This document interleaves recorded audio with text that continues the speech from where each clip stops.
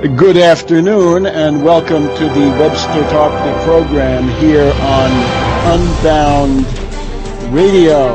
Once again, Webster Tarpley speaking to you from Washington, D.C. Right now it's the afternoon of Tuesday, May 4th. It's about 4 o'clock Eastern Time, and this is the program for this week. Now let me get right down to the big overriding topic, which unsurprisingly is one of mobilization. We've got Elizabeth Warren, recently elected senator from Massachusetts, has been in the Senate now for a couple of months, elected last November, has essentially made a historic breakthrough of very significant proportions. And that is a bill which she has submitted this past Wednesday, which calls for the lowering of the interest rate on the main category of student loans, or at least a main category of student loans, the Stafford loan, from about 6.8%, which is where it will be in as of July 1st, to 0.75%. 0.75% becomes the interest rate on student loans issued and we hope refinanced under this bill. It is, just to leap ahead, and for those of you who are coming at this from a slightly different perspective, it is a proposal for the partial nationalization of the Federal Reserve, because she's talking about financing the interest rate on student loans at 0.75%. You're hearing it right. 0.75% is the proposed interest rate. That's going to get a lot of attention. But even more important from my point of view, the money from this comes from the Federal Reserve.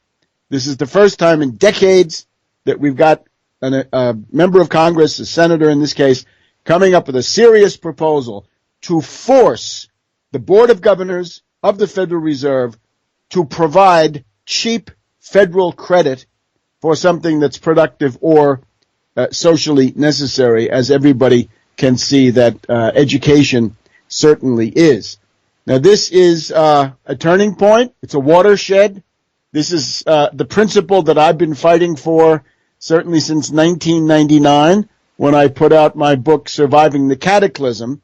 The measure is not perfect. We'll go through some of the flaws, some of our proposed amendments, but it's got the absolutely essential kernel. You read this bill, and I urge you to look at it. It's a 3-page bill, and it says, the Board of Governors of the Federal Reserve shall make available to the Secretary of Education enough money to finance these loans. And with that, we have crossed into an entirely new historical territory. No more are we talking about squabbles over the budget. This entire operation, with tremendous benefits for the younger generation and for older people too who have gone back to college, it will be accomplished without one penny of federal borrowing.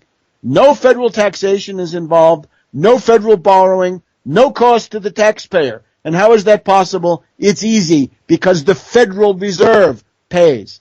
Helicopter Ben Bernanke and his gang are going to come up with that money. So again, that's a small part of the Federal Reserve's activities, but it's being nationalized, and that is a first. Now, of course, none of this will happen unless you get busy, get out there, mobilize, organize, and we'll devote most of our program to this topic today. So, the Elizabeth Warren bill and getting it passed. Back in a minute on the Webster Tarpley Program.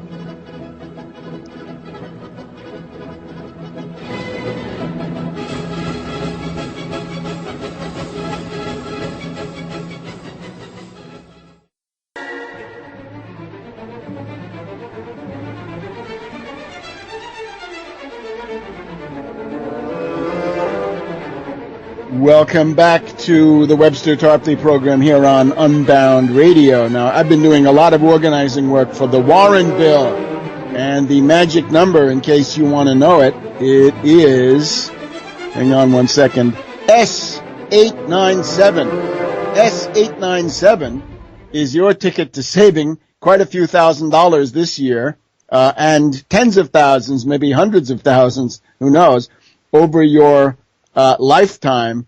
And it's a shame not to get out there and fight for it, especially because it represents the portal literally to a new world.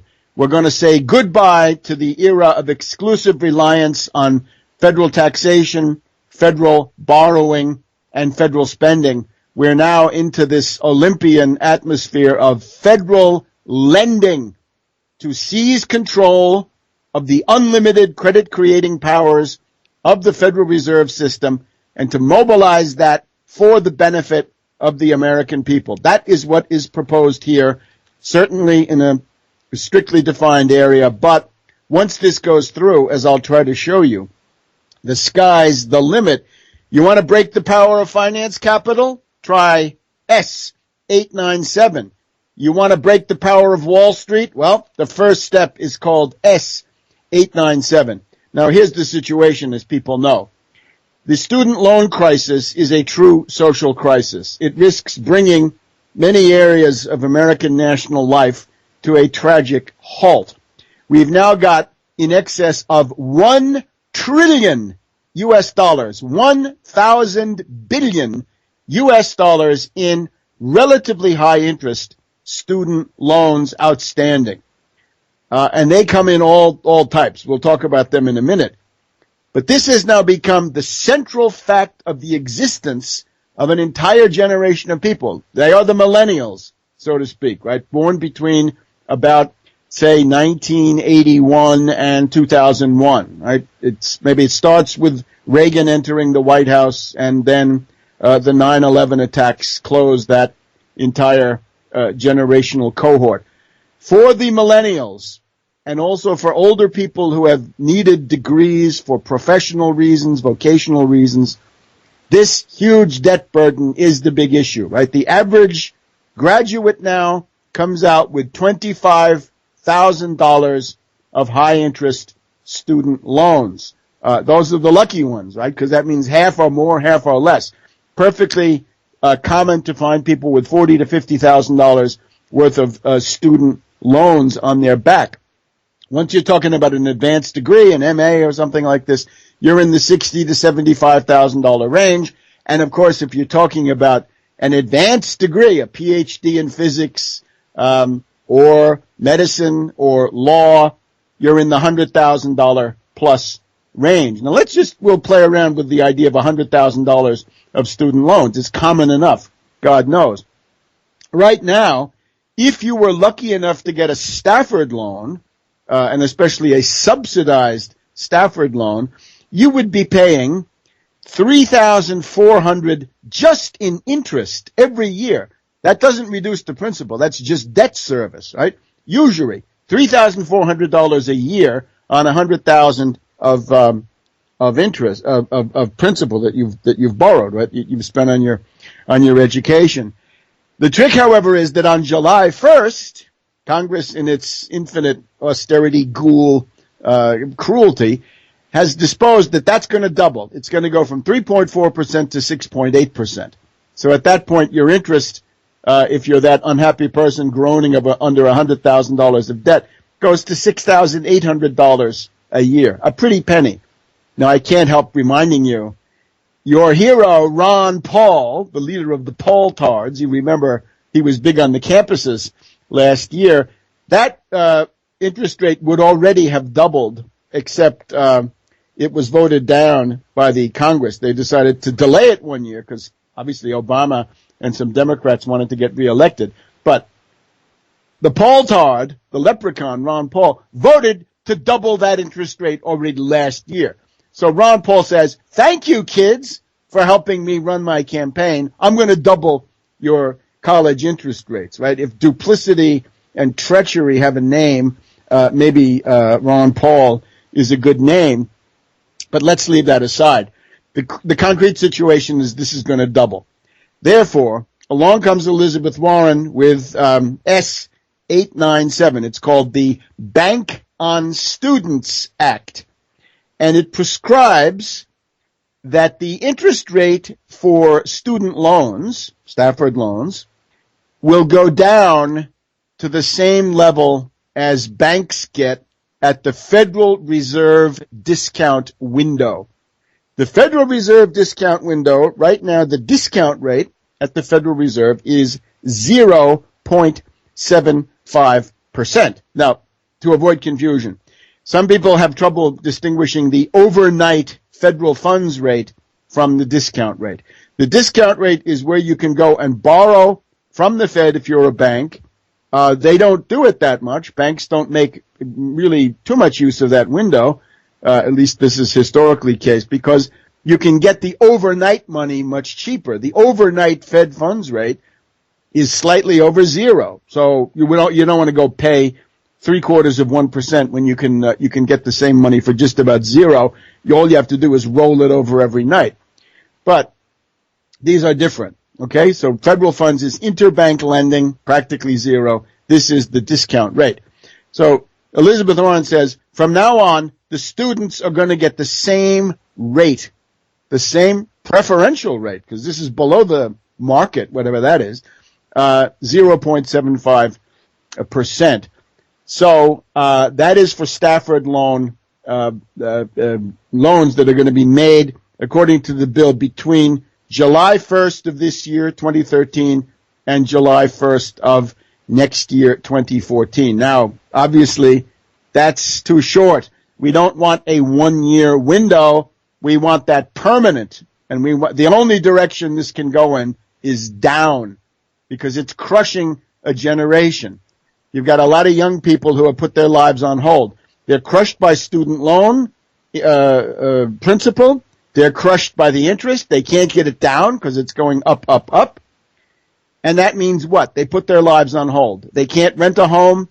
They can't buy a home. They can't get married. They can't have children. They can't go for more advanced degrees, which is obviously what you're going to need. You want to compete in the 21st century? You want to compete with Japan, China, Europe? The secondary education is still available there. And if you say, as reactionaries like Bill Bennett, former Secretary of Education, says, is college worth it? The answer, he says, in many cases, no.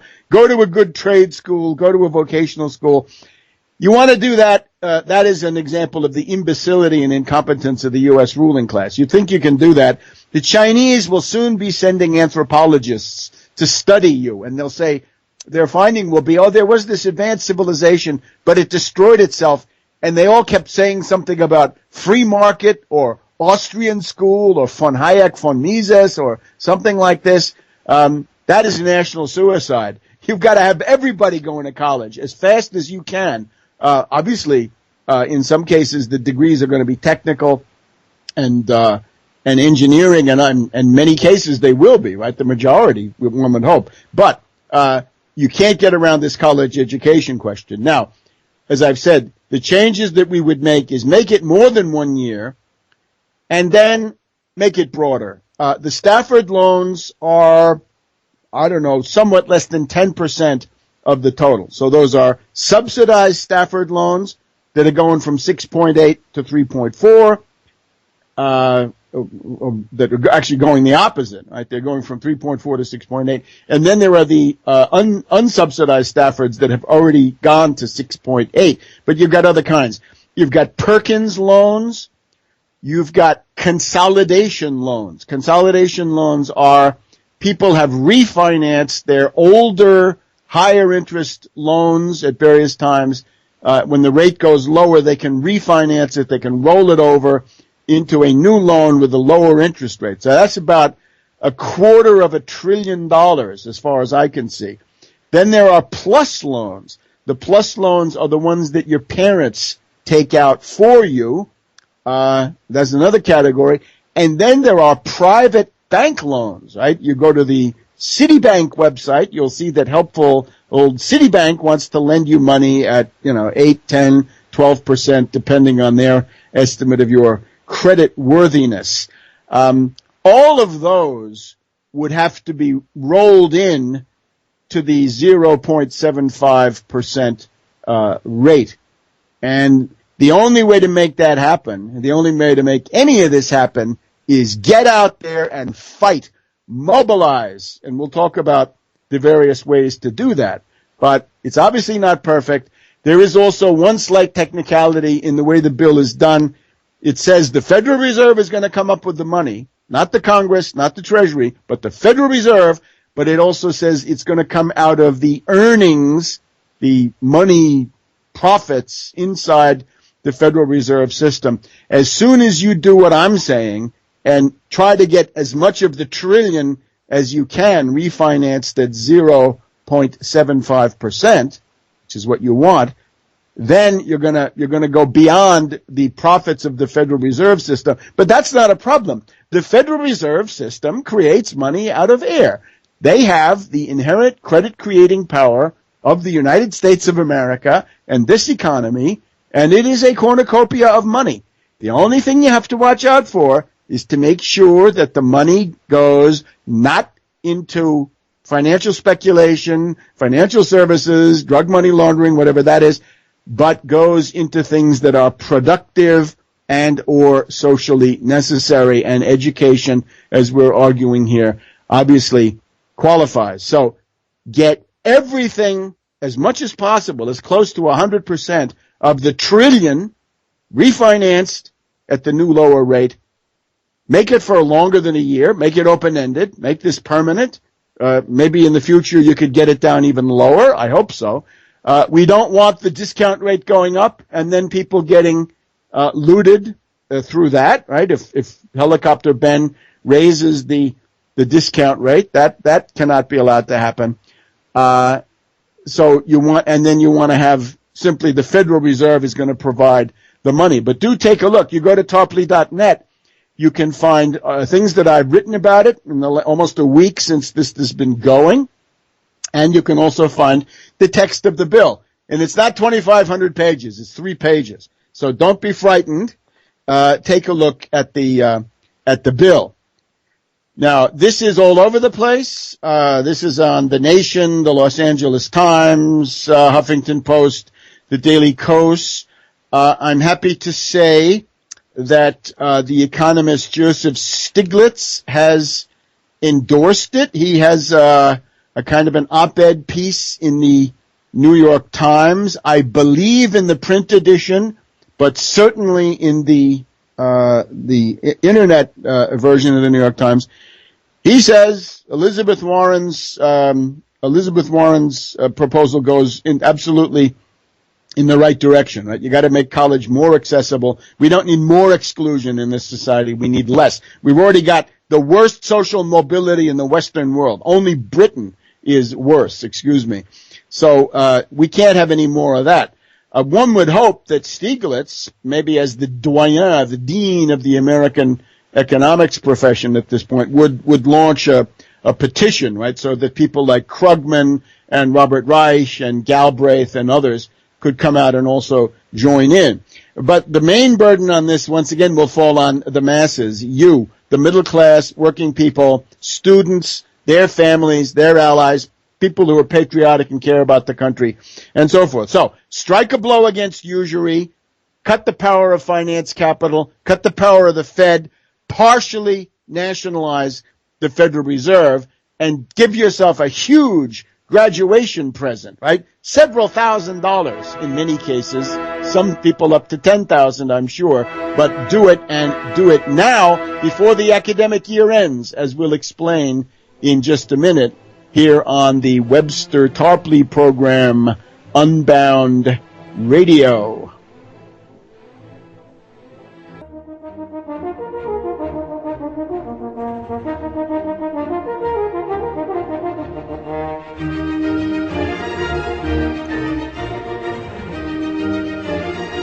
Welcome back to the Webster Tarpley Program here on Unbound Radio.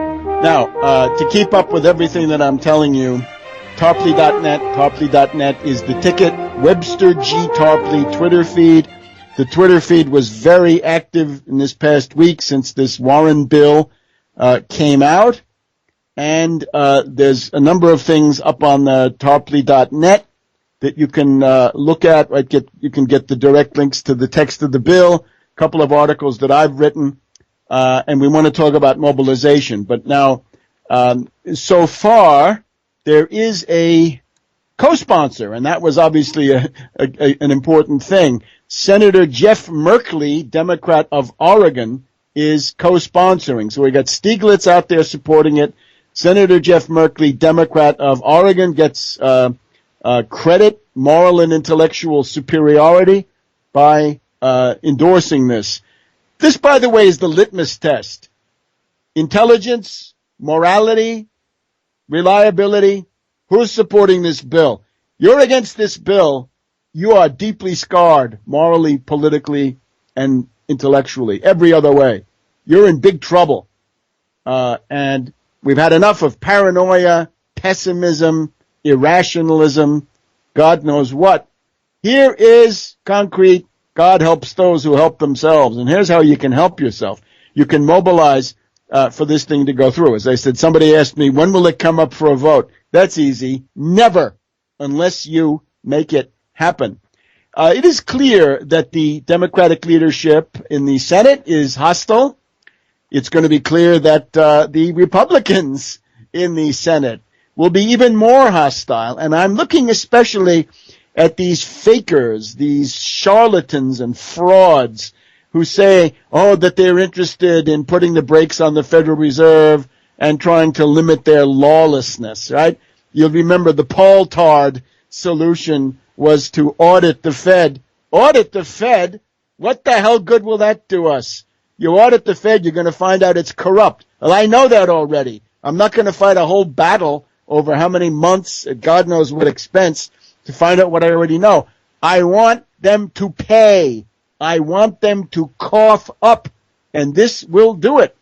You go get that bill, they shall provide the money to the Secretary of Education to issue all those loans. And obviously we want this to go further than the current text of the bill, which is, of course, subject to amendment, as you can imagine.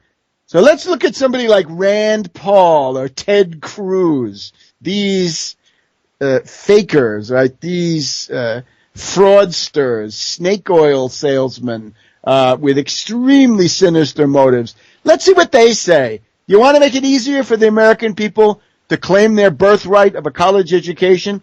It's funny, it goes back to World War II.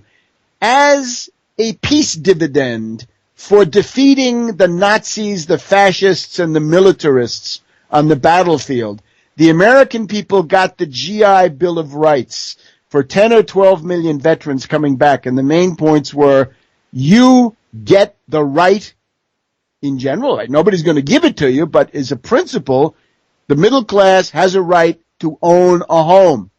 Now the reactionaries, no, you have to rent.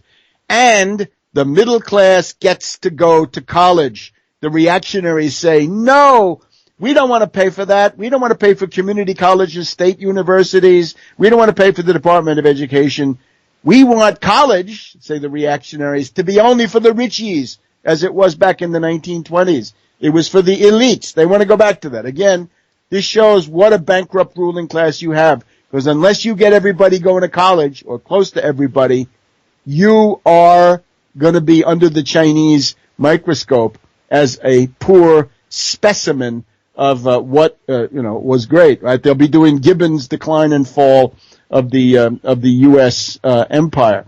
So look at those guys. And, you should sift everybody. How can you be against this, right? It is the point at which common sense becomes revolutionary. It is so obvious. It is such a no-brainer in today's jargon. How can you be against it? Well, here's what they'll say.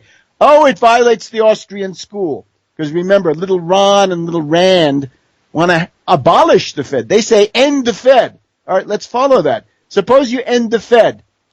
If you end the Fed, the interest rate on these loans will go up, and it may go to the market rate. The market rate would be 7, 8, 10, 12%. Then you look at the zombie banks. Will the zombie banks help you? No, they'll help you out at those rates. The zombie banks can't support anything. They use all their resources to keep themselves alive. and they parasitize the government at the same time. So you're going to see who your real friends are. Back in a minute on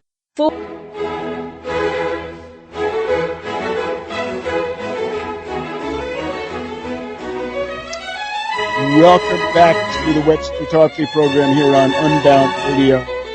Keep up with everything going on in the world at Tarpley.net, and the Webster G. Tarpley Twitter feed. Webster G. Tarpley climbing up over 10,000, approaching 11,000 before too long. Now, on the Tarpley.net, you're going to find a recording. I did a program on KDKA Pittsburgh, CBS affiliate, the oldest AM broadcast station in the United States by most accounts. That was a lot of fun. That's up there.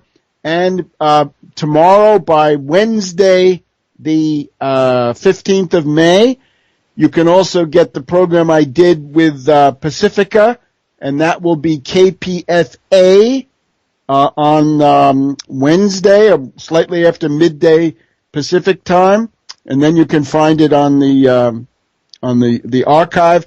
That goes on WBAI New York, provided they're still going. They're in danger. Our concern goes out to them and other affiliates of the Pacifica network, and I'm sure there'll be other ones coming after that. Now let's talk about mobilization.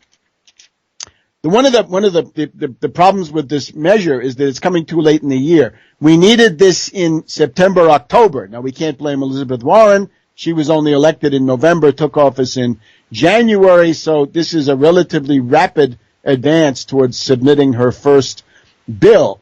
But we needed this during the college term. Right now we've got about 2 weeks at most on most campuses before everybody goes home, in particular the commencement ceremonies. So let's look at the commencement ceremonies. I'm talking now to the rising seniors, or better yet, to the graduating seniors.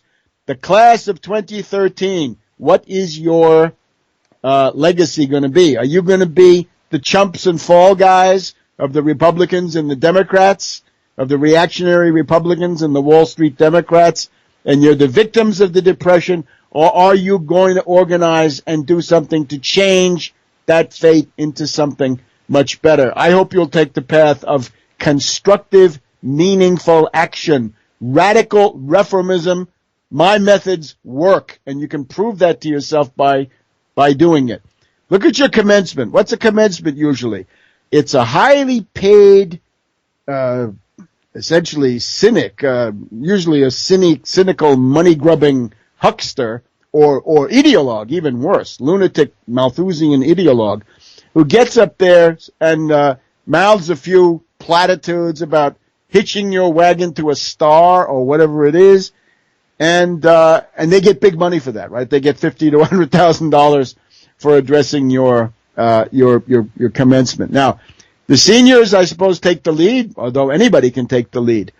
What you want to do is turn your commencement into an organizing event. You want to turn it into a rally for Elizabeth Warren S897, because everybody knows that the number one concern of people who are graduating is that they're crushed by student loans and the interest rates. So why not give yourself a 90% cut in the interest rate from 6.8 and up down to less than 1? You'll be saving 90% on your interest, but you've got to do it, and you got to do it now, because otherwise, on July 1st, 2013, the rate will double for the Stafford loans, and the entire rate structure will jump up for everybody else, because once the federal rate goes to 6.8, then the private rate will go to 10, 15, whatever it is, and you'll be paying through the nose. So do something about that. Find out who the speaker is at your graduation.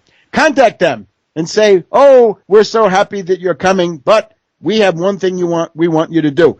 We want an impassioned, sustained, detailed appeal to help us solve the number one problem we face in life, which is the student loan situation. We want you to include in your speech prominently, and we're not interested in throwaway lines or half-hearted en passant. We want this heavily stressed, underlined. This is the main point, that you're supporting the Elizabeth Warren measure. The president of your institution, college or education, university, they're supposed to care about higher education. If they care, they've got to be for this bill. It's just that easy, right? We can certainly see Elizabeth Warren representing Massachusetts. Pretty clear that higher education is the biggest business, certainly in the Boston area, maybe the entire state, most likely. She's doing something, but this is what government should do. Dirigism. Government has to create the proper conditions in which the private sector, after all, and the public sector can be prosperous. And we want rising standards of living, full employment, longevity, and everything else, cultural and economic progress. So you want your college president to come out and support this. And again, not with some throwaway line, but with a commitment to go and lobby congressmen, senators, to organize other university and college presidents and so forth. The same goes for the Board of Trustees. Gosh, there we have a lot of fat cats. I'm thinking of one institution down here a little bit south of Washington. It's been in the news because of the really predatory activities of a woman on the Board of Trustees who, essentially, a lot of people are there. If it's a public institution, a lot of them are there because they want to wreck it, privatize it, and then feast on the spoils. So you've got to have the speaker, the president, and all the trustees. You're telling them you better support this Elizabeth Warren bill.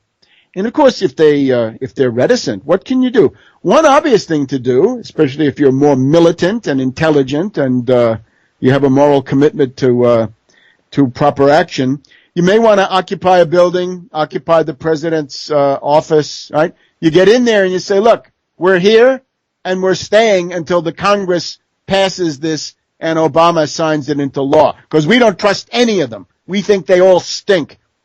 Now, obviously, Occupy, it sounds like Occupy Wall Street. There's one big difference. This time it's with a program. Occupy Wall Street basically said we have the right to go and, camp in the park, let's say delicately, right? We want to do all these things in the park, but basically we want to camp in the park. So Joe Sixpack looked at that and he said, oh, anarchists, huh? You want to do your thing? Fine. Go to hell. You're not doing anything for me. Now it's different. Now you're going to occupy a building or something like this, occupy the president's office, and they'll ask you, what's your demand? And you'll say, the purpose is to lower the interest rate for the average student and the average family and take some of that burden off them. We can save them thousands of dollars a year. We can save them probably an average of $5,000, $4,000. It depends. And at that point, you've got a chance to win some sympathy and to make people understand this principle. You will never get an economic recovery unless you force the Federal Reserve to finance it. The federal budget, the Treasury, is overloaded with the social safety net. Tax income has to be built up with the Wall Street sales tax, as we've explained. But with that, you're going to be paying Social Security, Medicare, Medicaid, Head Start, WIC, Pell Grants, food stamps, unemployment benefits. That's more than enough to keep the federal budget going. We do not propose borrowing like there's no tomorrow until the cows come home. But when you get to the Federal Reserve, they have the money. The zombie banks, as we've explained, they're bankrupt. They can't do it. And the Federal Reserve can, because they can create credit. And we want that power. We have to say, Ron Paul, we don't want to destroy the Federal Reserve. We want that credit-creating power to finance the recovery because nobody else can. And if the Fed doesn't provide cheap, low-cost federal student loans, nobody will. So there it is. So we want that. That's our inherent power, and we're not going to alienate that to some private zombie bank. And then you got to think about your alumni, right? In many campuses, the alumni come back, and they have their reunions. Now, those guys are all indebted up to their eyeballs. You want to make sure that you send a delegation to them. Turn, the reunion of the class of 2005 or 2003 coming back for the 10th reunion. They're loaded with debt. Go to their event and say, look, and maybe they're more intelligent because they've been through the school of hard knocks. Get those resolutions. Now, you want to organize your commencement so that you pass a resolution. We will have a resolution up on tarpley.net. We will have a resolution up on the United Front Against Austerity. It's againstausterity.org, UFAA, United Front Against Austerity. We'll have a very short, succinct support statement. You know, we, the graduating seniors and families of the University of so-and-so here for our commencement, our 200th commencement or whatever it is, on such and such a day, we call upon the Congress and the President to enact this bill S-897, the Warren bill. We want our interest rates for all categories, for the entire trillion, lowered to 0.75%. So we'll have a draft text, but it's easy. You just write it up in somewhat, a couple of flourishes, but the main thing is S-897, the Elizabeth Warren bill. So make that happen. Get the alumni involved. Make sure you've told the press why you're doing these things. You will enjoy broad public support. It's not like some anarchist extravaganza. And you can make that happen. Once you've passed the resolution, you've got to get that to the senators and the congressmen, and not just the state where you are, right? Any large educational institution, or just about any size, has a multi-state student body. So you want it obviously for the ones where it's located, but then everybody going back to wherever they came from takes the resolution with them and submits it to the congressmen and the senators. And here you have to be very blunt. If you don't support this, we will do everything in our power to defeat you, because this is so clear. It is so obvious in the light of day. This has to be done, and it's not going to cost the taxpayer a dime. It's not going to cost. It's not going to increase the deficit. As a matter of fact, it tends to reduce pressure on the federal budget, because you're using Federal Reserve funds to do things that you'd otherwise have to use taxpayer money to do. Remember, these are separate. The Federal Reserve is its own accounting unit. It manufactures money out of thin air using the power of the United States economy. That's the basis for what they issue, the future production of the United States. Whereas the Treasury has to borrow money or get money through taxation. These are fundamentally different. There will be all kinds of attempts made to obfuscate and to blur that difference. One economist, one guy calling himself an economist, said, how can this be done? They'll have to borrow more money at, the existing rates, right? The existing rates are what? It's about 3%, I think, on a 30-year, long bond. The other rates, well, we don't need to go through the rates, but you get the idea, right? That you'll have to pay to borrow it and then lend it out. No, that's the whole point. You're telling the Federal Reserve to provide the money. So you're getting your money essentially for free, except for the 75 basis points that the Fed is going to pay for, that you're going to pay for to the Fed. So you get the idea. All of those tired old reactionary arguments don't work.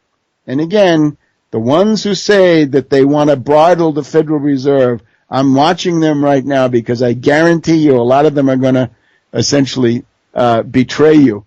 And of course, the Obama White House is already putting out fake, they're not really counter proposals, but they're just proposals designed to muddy the waters, right? That maybe we should cap the whole thing at 6.8%, totally inadequate. There's a woman from Southern California who says we should be able to refinance the private loans at 3.4. That's okay, but where does that money come from? It's got to be borrowed. So, not good enough. We want the full 9 yards. We want the money from the Federal Reserve System. Seize the Fed. Nationalize them. This is a step in that eminently necessary direction. Deprivatize the Fed. Make Bernanke pay for the recovery.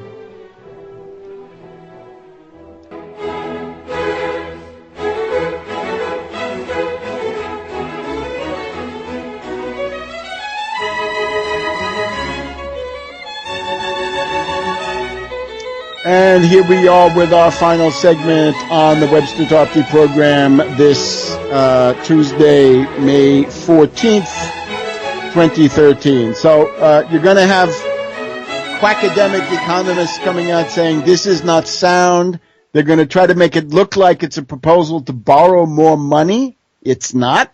It's a proposal to force the Federal Reserve to lend money at lower than market rates. Yes, subsidized federal credit, the essence of dirigism, the essence of Alexander Hamilton, and it simply sweeps aside all of the gibbering charlatans of the Austrian school, the von Mises, von Hayek, the monetarists of the Milton Friedman persuasion, but also the Keynesians, because the Keynesians imagine that the only way you can do this is on budget through borrowing money. No. You don't have to do it that way, and indeed in today's world of corrupt credit ratings agencies and universal credit default swap attacks, you better not do it that way. You better not let your debt burden get too big.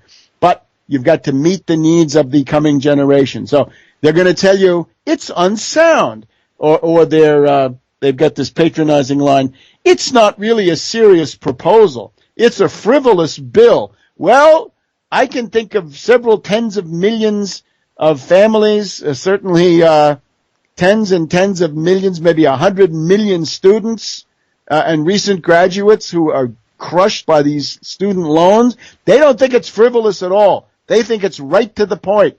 So you'll look at people like U.S. News and World Report and others. I also urge you, do the Take Back the Airwaves, right? Limbaugh, Hannity, O'Reilly, confront them. Ed Schultz, confront him. Get on C-SPAN any morning of the week. It's always about economics. Call in and just spread the word. Let's have a self-organizing, self-starting, self-subsisting, self-feeding organizing process. If you build a movement around this, you can lift the world. Just in one example, we got this foreclosure problem, right? This is for people who are a little bit further on in life. You're going to get foreclosed on, right? Suppose you've got a troubled mortgage and you're threatened with foreclosure. Why not force the Federal Reserve to buy your mortgage and convert it to 0.75%? That would be pretty easy. You want to save some neighborhoods. You want to prevent the value of other homes from being dragged down. You know the whole drill. Force the Fed to buy up those mortgages and let people stay in their homes for 0.75% on the mortgage. There are all kinds of ways the Fed can help. They can rebuild the New York, New Jersey area at 0% or close to it. And above all, they can provide several trillion, 3.6 trillion of lending to rebuild the infrastructure of the United States from a D plus to a C, if we're lucky. Then they're going to come and say, oh, that violates the market. The market is that the bank is more creditworthy than you. Oh, really? All of those banks, every zombie bank in Wall Street, every one of them, J.P. Morgan Chase, Citibank, Goldman Sachs, Morgan Stanley, Bank of America, all of them were all bankrupt in September, October 2008. Every one of them has gone bankrupt, masked, if you will, by the TARP and by the $27 trillion of Federal Reserve lending. So if you're a student and you've never been bankrupt, you're more creditworthy than Citibank or Bank of America. A bankrupt zombie bank, because that's what they are, is less creditworthy than you are. So don't let them flim-flam you. Now, we have very little time left. I just wanted to remind you, concerning Syria, the thing that's being hidden from you on Syria is the death squads are losing. Those bearded imbeciles put into the field by NATO, they are losing. That's the big secret. The Washington Post had a front page story a couple of days ago saying the Assad regime is gaining ground. You can look at that. If you get my Twitter feed, you'll find it there. It's again in the Washington Post of today, May 14th, an article saying the regime is gaining ground and the rebels are losing. The rebels have kidnapped Christian priests in the past month. The Yarmulke Brigade of the rebels, they have kidnapped Filipino peacekeepers of the UN on the Golan. They did that in March. They've done it again in the past week. The rebels, according to Carla Ponte of the United Nations, they have used chemical weapons. We've even now got the rebels guilty of cannibalism. A rebel commander practices cannibalism before your eyes. In Turkey, the people are sick of these Nusra rebels. They're terrorists. They're death squads. They bring chaos. They're accusing Nusra of planting that bomb that killed about 50 people. So the mobilization here obviously has to be no U.S. interference, no more war. Tell Kerry, forget it. Yeah, I just noted Kerry is telling Assad the Syrian government has to come to the Geneva conference. He better put out another warning to those death squads because they're not coming. The double standard, the hypocrisy, the lies, Kerry of skull and bones. This is disgusting. Warn Obama if he attacks Syria and entitlements when the Republicans come for him, he will be all alone. So keep up with the mobilization. Follow it at tarpley.net, Webster G. Tarpley here, and other broadcasting appointments, and we'll see you next week.